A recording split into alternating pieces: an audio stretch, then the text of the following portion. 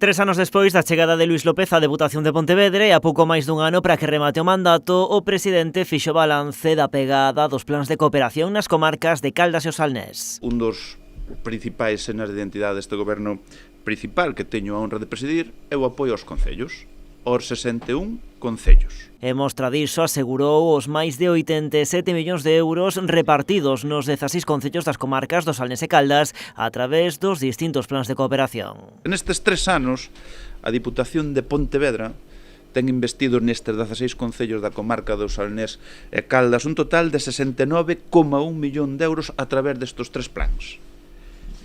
Pero se temos en conta o investido noutros servicios como de infraestructuras ou de outros proxectos de cooperación, dígase PON 2030, a cifra medra aos 87,35 millóns de euros. O presidente apuntou que o concello máis beneficiado da zona é o de Vilagarcía, que ten recibido de mans da Deputación máis de 9 millóns de euros. Un investimento moi importante é o que se está realizando no complexo deportivo de Fontecarmoa, onde case chega aos 3 millóns de euros a día de hoxe, 2,1 na piscina e logo con investimentos no pabellón de deportes, na parte da pista de atletismo.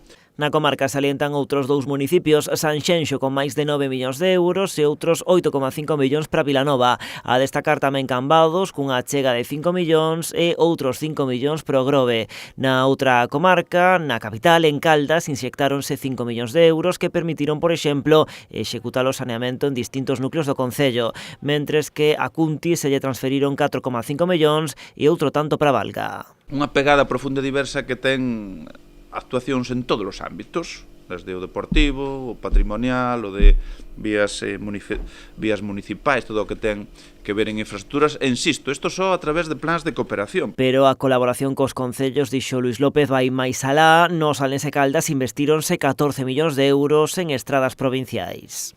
Aos datos me remito en canto ao importante esforzo que estamos a facer no mantemento e mellora dos viais provinciais que seguramente sexan os que mellor estado están de todos os que atravesan estas dúas comarcas. Un compromiso que, por outra banda, reclamou o Goberno Central coa gratuidade da AP9, melloras ferroviarias na provincia ou o arranxo de estradas como a N550 ou a N640.